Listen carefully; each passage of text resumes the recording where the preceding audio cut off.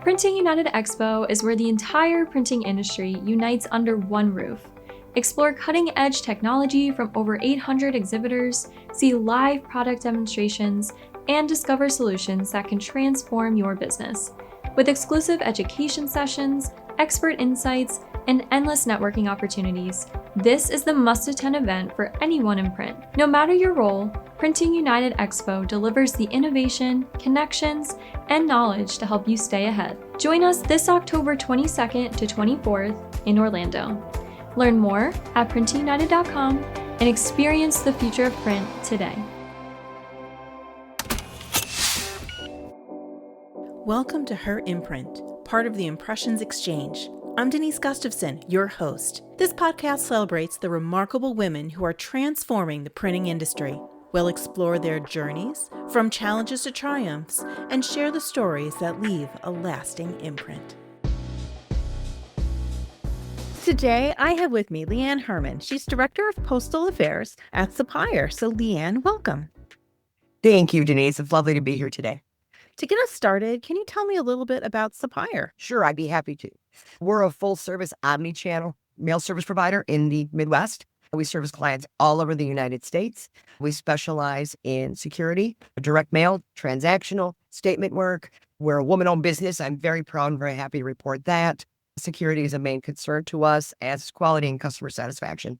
Client experience is one of the core pillars of our organization, and it's believed and practiced through every department in our organization.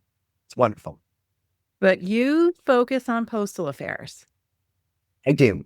I've been involved in postal affairs, just postal affairs, for probably the last 15 years.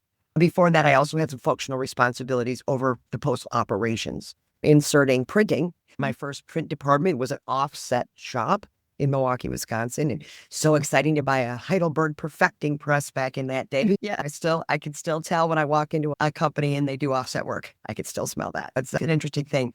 Early in my career, I went to college and I worked full time at the same time. I worked at a small engine manufacturer in Milwaukee, Wisconsin, and I finished my degree. My major was HR, and I went to work in the HR department, which was lovely. And my last position there was as the generalist, human resources generalist at the international division. In my time there, I made friends with a woman that also worked there. I was pretty close to her. And she started dating a man, and they wound up getting married. But during that time, I met him, of course, dating, and he was your friend. And he called me to his facility. He had a very niche, boutique, successful print and mail operation in Milwaukee. And when I went there, he actually asked me to come and run that operation. And I said to him, I don't know anything about print and mail. And he said to me at one point in life, he didn't know anything about human resources either. And I thought that was pretty profound. To share that with him 27 years later, and I can still hear it, I think that was pretty profound words out of his mouth. And it's true. Whatever anybody's next adventure would be, you didn't know about your last one until you did it either. I find that to be super exciting for people that are making changes and doing things like that. So I went there, but he was smart.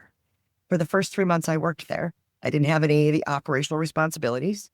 My task for the first 3 months was to work in the data processing department, because he understood the power of data, even back then, that even if you have the most beautiful printed piece in the world, and if it's mailed to the wrong person or the addresses and names get mismatched, anything along those lines, it doesn't matter how pretty that mail piece was. It's a fail then, and nobody wants anything like that. Yeah, it didn't get to its intended target at that point. It didn't at all. And then in keeping with his statement that still resonates with me, I became part of a mail association that we would all know, and they offer an exam. And back then the exams weren't online and all those things. That was, you study and you get paper and pencils and you take an exam. So it took me about 13 weeks to study for it. There was 3,000 pages of recommended reading material. Not bad. So it's a night's reading. No problem. Yeah. So I'd come home after dinner, do my thing at home, and spread stuff out, including the 6-inch thick domestic mail manual. That was part of the required reading. And I sat and did that. I even took the domestic mail manual with me to where I took the exam, which was at the Rio Casino in Las Vegas. Okay. I'm in the Rio the night before the exam with the DMMs spread out so I could read it yet again. And the next morning I took that test. But I think that process of doing that and learning it and understanding its elegance, its beauty, and its complexity is what gave me the passion that I have today to drive a truck where my license plates say Mail Rocks. Because they do. Awesome. And I think doing that was part of it. And I was very fortunate to have passed that exam. And there are friends I made taking that test. One of the women I talked to this morning that I still talk to today. Because overall, the postal affairs side of the house, it's a pretty small group of people. You might not think it would be, but it is. Even very large printer mailers have one or maybe two, but it's a space that smaller places, which I've worked in smaller and mediums and largest, are smaller places. Sometimes that task gets put to somebody who's got a functional area also, right? I run the data processing department. And I'm trying to keep up on postal stuff over here. And it used to be about ink on paper and things like that. Right now, I really think the mail function, the postal mail function, is much more about information exchange. Information is transmitted electronically. Barcodes are used. Barcode content is shared with the Postal Service for tracking and other fabulous services that the USPS offers and our vendor partners and things like that. The information part of it, the IT part of it, is just as important, if not more important today for paying postage. All of those good things that it is to produce the actual product. It's amazing how that's really evolved over time. Like you, when you were starting out at this boutique place, obviously he was very interested in data. That was early on in your career. So things, because you've been in the industry 30, 27 years. All right. Yes. That's a huge amount of time, and so much technology and innovation has happened. So obviously you're no longer with the little place. So where have you been between this little direct mail house and Supplier where you are now? I worked there about 9 years. I'm glad that gave me my basis, my foundational love of what I do. And I left there and I went to a company in Edgerton, Wisconsin. And my boss there, the owner there, was a man who's now the president in Wisconsin of a packaging association. Wonderful man. I still see him on LinkedIn. He still signs his notes to be boss. And that taught me a little bit different facet because they had introduced some digital componentry. We had laser and offset where I came from, but this was more of a digital, the beginning of digital. And that was very interesting too, because I'm adding that understanding at least of what that can do and what kind of power that brings. After that, I went to a company in Random Lake, Wisconsin that I worked for 5 years, which is a lovely organization. I've been blessed everywhere I've been, to be everywhere I've been. I couldn't say I would not do any of those experiences again because they all led somewhere. And I hope they're still leading somewhere. I hope there's somewhere else to be led to. I want to keep growing this side. I was there 5 years, and that taught me a lot about bindery and intelligence and web. We had web presses there. Now that's all brand new, right? That creates things in a different way too, that we mail in a different way. And a lot of finishing technique. That was great. And a couple of little things in between there. Then I wound up at Darty. I think that's where a lot of people that I know probably remember, but I met a lot of people back then too. We just got back from the National Postal Forum, a lot of us in this line of work. And one thing that I tried to do for my first forum where I knew nobody, I ate a salad, read a book, until all of a sudden there was people around me, and all of a sudden everybody was, and I still talked to one of those gals that I met in Orlando 27 years ago at Forum this year. And that's the way that leads, right? So the thing I still do today is I try every day at a forum, and I'm not saying I succeed every day, so I don't succeed every day, but I try and meet 10 new people that if I saw them next year, I would remember ideally their name, but something about what I chatted with them about. I try and do that. Enjoy that.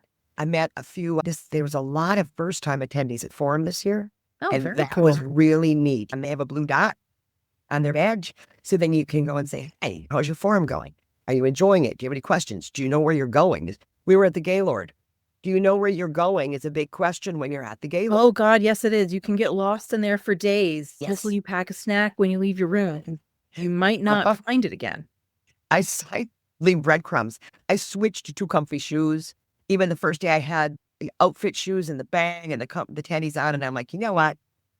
No, I'm just going to wear the tennies because it's a big place. Oh, yeah. So there was a lot of interaction with new people, and I really enjoyed that. Have a group of people up that share this common interest in the print and mail. There's a lot of printers that attend these because they mail a lot of what they print.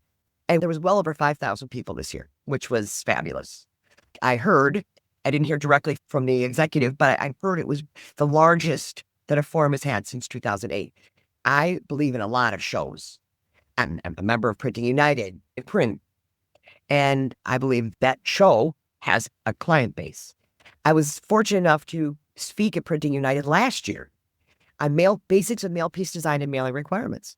I didn't know what to expect. And in that arena, when I get people to come, I had a full room.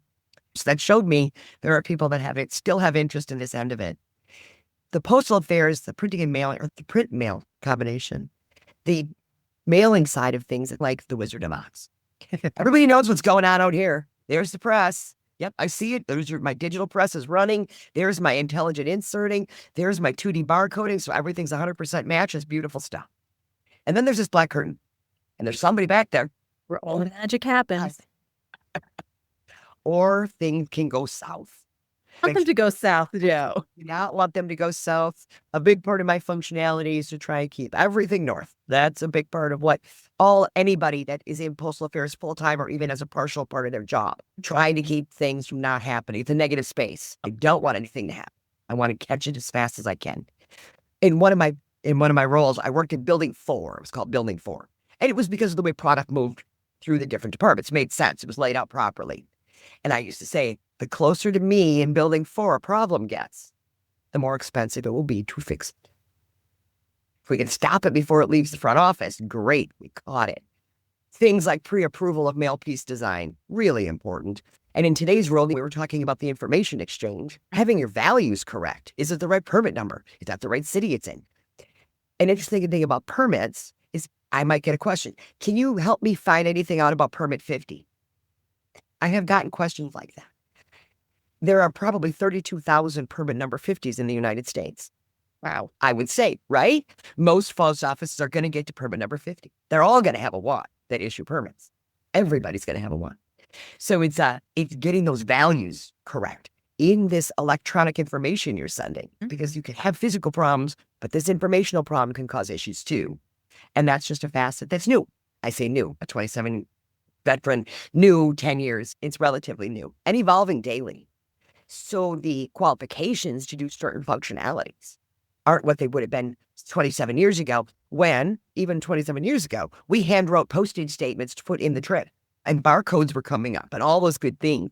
But yeah, handwritten postage statements, I've seen plenty of them in my career back in the beginning. That would be unheard of today. And I can only imagine, you're just coming off of the National Postal Forum with everything, all the changes happening on the governmental level. It has to be coming down to you and making things, I'm thinking, in some ways, more complicated. Oh, absolutely. This is July and potentially next January are going to be some of the most complicated times and complex times that this industry has faced. Because right now in the proposal, there's a proposed set of prices retaining the mail subclass of mail called bound printed matter. And there's a set of prices excluding the subclass of mail called bound printed matter. That's two different things, right? And there's been impact, positive, and there's a caveat to things like promotions and incentives. I'm a big advocate of using them. We've got to try and do something. But the more they're used, a little bit more, perhaps Postal Service has the liberty to raise rates. So there's a give and take and a double-edged sword there in some ways that I'm acutely aware of. But trying to explain to a client or your plant owner, your company owner, she asked the question, what's going to happen with all the prices in July? It's not an easy answer. And it's not just changes in structure, right? There are going to be companies that are going to be affected by the new strapping of bundle regulations in July. There were still companies out there that use rubber bands and string. Now, there's caveats for certain things you can do. The USPS has been very generous with that, in my opinion. We understand the small mailer as a church. They mail once a month. They do their own with a volunteer. There are some caveats to work with things, situations like that. But the complexity of the structural change, and I guess a lot of my favorite vendor partners are software vendors. Those poor folks that have to try and code and create a solution set for situation A, situation B. That works for everybody. That works for everybody. And it's very challenging. And then in January, of course, we'll see possibly some more structural changes, things like zones. Another thing that's very critical right now is the elimination of NDC pallets. That was a big forum. People sitting having casual conversation would turn to one fella saying to the one next to him, What are you going to do with your NDC pallets? If we're talking, depending who you talk to, 4 to 7% of the mail volume in the United States, again, depending on who you ask, right? That's a lot of mail volume. All of a sudden, eliminate. Now, can we still prepare the mail? Take it there for a while, even if we don't get a discount? I don't know the answer to that. Somebody might. Somebody else might already know the answer to that, but I don't. Or do we make smaller, lower volume pallets and we go to the SCS? Or I heard people say we're just going to drop everything to origin. Origin meaning that your local BME, we're just going to take the. And that is a concern level to me too, as far as what does that do to the entire ability to meet deadlines and service standards. I worry about that too. How do you stay on top of everything? I don't. No one can be on top of everything. So if anybody is listening to this and you're feeling bad because you don't think you're on top of everything, you are not alone in that. We try our very best. Part of it, though, is industry engagement, things like mailing associations, your local postal forums who bring in speakers, USPS and industry speakers, remote webinars from postal customer councils, even if it's not yours. They'll be out on LinkedIn. They'll say, we're having this webinar. Feel free to chime in. That's where you start to pick more things up, right? Because no one person can. No one person can. That whole it takes a village thing, this kind of does. And you have to know how you can phone a friend, right? An address quality expert. I have enough working knowledge to have I hope a rational conversation about it. But I'm not. But through networking and associations and making connections, I could phone a friend. I could say, I'm not quite getting this nuance. Can you explain it to me? And he'll say, sure, I can do that. But then on the flip side of things, I've got some friends who mail all flats. They might get a question on a letter. They're going to call me. And I'm going to call them when the question is on that, is that part of the business? Or parcels. Those are very unique skill sets and processing patterns and things. Through all this stuff, and being at things like Printing United, going to National Postal Forum, and there's others out there, being involved in Mailcom, MTAC, PCCs, all those good things, they serve the purpose of trying to impart information, both on the print, in your case, and on the mailing side. And I think it's really the only way. There are times I hear something, I'm like, how did I not hear that 10 times previously? And I think having enough knowledge to know as best as you can what is in the pipeline, knowing where you might be able to get support, I think that's critically important today. I really do. I am so impressed by how passionate you are about the mail side of things. But my question to you is, how did you get to that place? What was it about mail and the postal that really just made it the right fit for you? I really think it goes back to that 13 weeks of studying, taking that exam at the Rio, 18 pages of multiple choice and essay question, and passing it my first time. Congratulations. Thank you for that. Thank you for that. And then gaining an understanding of the elegance and the complexity and the scariness of the product in all of its facets, and deciding, I want to understand that. I want to understand that. Started looking at my mail. And then I started making that. I wrote an article for, I don't know, the PCC Insider, called something like The Musings of a 27-Year Career, something like that. Another thing for me was the Postal Customer Council. Now, I'm in this industry where I clearly know I don't know anything. I'm studying for this exam. My eyes are probably as big as saucers because I never had any idea that there was so many rules. And then a fella that I met, I don't even remember where I met him. He said, I'm a member of the Milwaukee Postal Customer Council. I'd like you to come to a meeting with me. I have literally been a member of the Milwaukee Postal Customer Council since that day. I'm a member at large for others in the Midwest and on the West Coast, but I'm still on the board of Milwaukee Postal Customer Council. And understanding that we could make connections with our peers there and with USPS folks. Oh, my first MTAC meeting when I went as a guest a long time ago. Oh my gosh, I was just so excited. I was young and I was like, oh my gosh, I'm at USPS headquarters. What do I wear? What do I do? And it was a beautiful thing. And that's the kind of stuff I think that got me where I am today. Yeah. I love it. I feel strongly about it. I love talking about it. I can tell, which is awesome. It's a good thing, trust me. But What misconceptions do you see people have about printing and about mailing? Oh, I'm sure there's a ton of them. What are the ones that you usually encounter? is the Postal Service going to go out of business? Is the Postal Service going to be 100% privatized? So far, I have two answers. They're no and no. And mail will die. No one will get mail in 5 years. Okay, 5 years ago, I'm sure there were people that said no one will get mail in 5 years. And I bet 5 years before that, it was said as well. Yep. And that has not come to fruition. Granted, there are less pieces in box. We all know that we get less volume. But the ideal situation is that's because the pieces that are in our mailbox are pertinent to our lives. Mhm. Then that's great mail. I don't use the J word, never have. There is no J mail to me. But you know what? Somebody sends me a fly fishing catalog, which I've never done, never will do, don't know anything about, don't want to. That's not appropriate to come to my home. It was a big muddy sink, unfortunately, for the person that sent that, and whoever advised them to send it to this address. So I think better targeting. There's so much information available that you can append and you can model. There is a place for artificial intelligence in every facet of things now, right? That can be a tool, if used correctly, to help us do that. Or it Right, can be based really on- creepily done as well. It can be really creepily done as well. That's correct. But I think that's one of the things I hear a lot. Is the Postal Service going to close? And is mail dead? And the answer to both is no. The answer is no. Better usage. I listened to a young woman speak for her first postal forum on Wednesday, and she was outstanding, definitely a thought leader, and very passionate about what she did. And it was very clear in the way she presented. And she talked about how promotions and discounts are used and talked about in the market, in the entire industry. This offers you a discount, let's do it. Okay.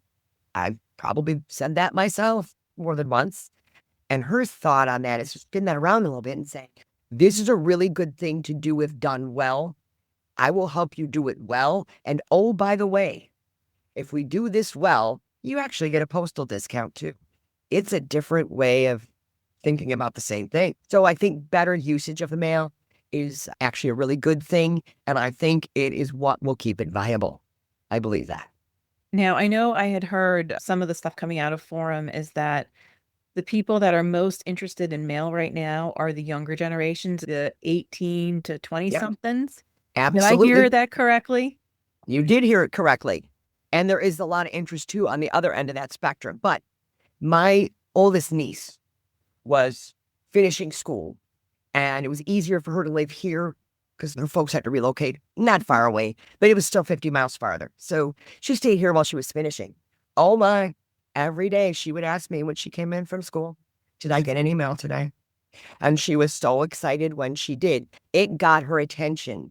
She looked at it. She spent time with it. She took it to her room with her. She never just walked right to a recycle bin or anything. She took it with her. And she was very excited to have her what they call mail moment every day. In my house, the mail moment's interesting. He brings the mail in, and then he separates it, what he thinks, but he won't throw anything away because he knows I'm going to want to look at every envelope. See them. Yeah. I want to see them. Yes. And if you were good enough to send me something, you made me open it. Ooh, good for you. Good for you. You did that because I enjoy that. And then looking at the use of tactile envelopes, I'm seeing an explosion in the, and because he brings that in and he hears me, I work from home a lot. He asked me the other day, and he's in an unrelated line of work. He said, why isn't everybody using a tactile envelope? I said, I think it's a fair question. And I said, are you actually looking for an answer? And he said, yeah. I said, I think there's a misconception that the cost outweighs the benefit plus the discount. There's benefit and discount. And there are other tactile treatments other than just the grooves, embossing, and there's different kinds of enhancements and glitter and all kinds of fun things. Yeah, So different you got kind of to live. shiny, and there's so much that can be done to Absolutely. anything nowadays. Absolutely. So when I see things that clearly would have been a good fit, and I can tell they didn't do anything with it, I think there's a misconception about cost. Now, there are some things you can incorporate in a mail piece that do have cost, but that also, I think, would be something the person was going to do anyway. I think everybody knows the scene, the IKEA catalog in the beginning when it was so groundbreaking, and there's the couch and there it is in my room. That was a big deal. Yep. You know, that's a little, maybe technology is a little more expensive than a grooved envelope, but certainly the response rate and the benefit. And then you get a discount too. That's fantastic. That's a valuable mail piece. Definitely, especially now, you're helping them, in case of the IKEA catalog, you're helping them envision a product in their house. And it's not a low cost product because they're going to feature one of their more expensive couches, of course. So it's a higher end couch for IKEA, helping somebody picture it in their space in the color that they want. They're more likely now to act on that, to go get that couch. That's at a higher premium. So what is I agree. what is that mail piece worth to you as you're going down the line? And if that mail piece is misdirected and sent to an inappropriate household, then that is a drain on the mail owner, on IKEA. And so good metrics. Use of post-mailing metrics is so important. Informed delivery is a fantastic thing. I am still the MTAC user Group 12 industry chairperson, or industry person for UG12, co-chair. And informed delivery is an amazing tool. I met a man who owns a company that I'd actually been invited to speak at his company and do MVP training for a PCC out there a couple of years ago. But I met the actual owner this time. But he was at Forum.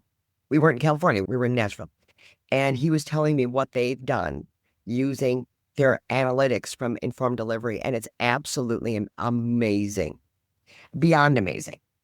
My counterpart at headquarters is a man that I've known there for a long time. He's a father of informed delivery. And I was passing him in the hall and I said, have you met this fella in person? He said, I haven't met him in person. He said, but I looked at the technology and what they're doing. And it's just incredibly impressive to enhance the value of that mail piece. For them as a mailer, a printer and mailer, because I'm guessing he's printing too at this point, the value that he offers to his customers in that regard to give them the insight into exactly how their mail piece is doing, tremendous. Now you've got a trigger campaign. Yeah. Now you've got other things you can do instantaneously with that data. So he was one of my 10 people that I can add to the list that next year when I see him, I will know his name. I do know where he works and I know what he's interested in. We talked a lot about training and just learning. How about the mentorship side of things? Is that another piece of it that's really important, especially in this side of the business? Absolutely. You know, the fellow who took me to my first PCC meeting, I considered him a mentor because he was a leader in the industry. I am now a mentor in Girls Who Print, and I'm a mentor in Leaders Connect USA, which is affiliated with MTAG. And it's a wonderful experience. I still consider people, though, mentors to me, both sides of that. But when I'm talking to one of these younger folks in the industry and I'm mentoring him or her, I have one male and one female, and they are learning it and getting it, and then they get excited that they understood it. And then they'll email me and say, guess what I figured out? And then I saw this and I solved this problem. I think it makes them very happy, but I think it makes me happier. Yeah. A couple of young people that I mentored at RD have now moved up into other roles or in that a higher role in a different organization. And that makes me supremely happy. Mentoring and training internal, external clients do want to understand. I think they do in my experience at least. Maybe they don't want to push all the buttons themselves. They want to have an understanding of what's going on. Those are all opportunities. And in a way, it helps them to understand exactly how their money is being spent and how it's being used. Absolutely. You know, what the cost of certain things are so they can make a better decision as well when you're presenting them with options. Right. Well, absolutely. These things work better than these, and it's a better spend for my money to go one way or another way. Right. Talking about cost in a vacuum is not even remotely a complete picture. I wouldn't mind if somebody said to me, this will cost you $50,000, but in 2 months you will have $100,000. That would make sense to me. So it's what is the return on advertising spend, return on marketing investment? It depends whose acronym you're looking at the moment. ROI, ROIS, it's all good. It's just straight up ROI like it used to be. Yeah, maybe the pieces are more expensive because you treated it or did something. But if your ROI is double, triple, quadruple what it would have been without it, A/B testing is key. Testing is really important. Informed delivery is a beautiful tool for testing things too. I mean, the return on investment is really a more important conversation than the cost discussion. The mail owners have to have the money to cover their costs. I get that. There is a cost. But also, if we can help them intelligently through our print and our mail and our advice and all those good things to enhance that ROMI, I think that's a win-win for everybody and the Postal Service. Yeah. And it goes back to your first job in the print and mail as it goes back to the data. Yeah. Whether Absolutely. it's the data in, it's the data coming back. How do you make use of it? How do you make Mhm. sure it's accurate? And then how do you make sure it's actionable? I think there are users of certain technologies that don't use the back end metrics. And that's a shame. Sometimes that's a resource issue too. And I get all that. I'm just not a judgmental thing on my part, Yeah. but that info is out there. If they have somebody with an analytical bent to and who's able to take a look at that, there's a lot of value out there. A lot of good working tools out there. And honestly, if you look at the industry as a whole, it's so much more data heavy than it was 5 years ago, 10 years ago, even beyond the mailing part of it, just the analytics style that you can get on each machine. It's just interesting, but the question is, how are we making use of that information? We have an abundance of data from all these different areas, from the machine we're using, from the different postal things that we have, informed delivery. Are you using the Mhm. metrics that are coming back from that? Are you using all of these things to then Mhm. help your customers make those more informed decisions later on? Absolutely. Informed delivery, informed visibility. Yeah. Postal Service picked that word for a reason. Yeah. They did pick it for a reason. It's a good word. It's a good word. So in wrapping up, we've talked Mhm. about a lot, but my favorite question, I'm going to say this, no pressure whatsoever, but this is my favorite question. Okay. Knowing what you know now, so 27 Mhm. years in the industry, in print, in mail, if you were just starting out today, walking in the door, no background in print, what advice would you give yourself? Absolutely find some association, local, regionally. Start local. I understand you're brand new. There might not even be a budget for that at this point. At least find your local, their closest postal customer council. Use LinkedIn. I didn't have 27 years ago, but use that tool that's out there, right? Connect with somebody, and then that grows exponentially. In print and mail today, I believe you've got to have a network. I absolutely believe you have to have a network. There's just too much information. You've got paper, understanding paper in and of itself. Where are we going to get it? What does the supply chain look like? What's happening with mills? There's that aspect too. All of that works together to make this product that's going out the door. I know everybody's got day jobs too, but there's webinars and there's papers, and it's hard to do it all. It's hard to know it all. I get that. But I think starting locally even is a really good thing. Although it's hard to, sometimes my stack of reading, it's Mhm. electronic now, but my reading stack is, I've got to put an hour aside today to start plowing through the reading stack because I Yeah. think it's important. But I think that's what I would tell myself. Go to PCC with Bob. It's going to put your feet on a path, and don't complain about lugging that DMM to the Rio. Go do it. That's what I would tell my younger self.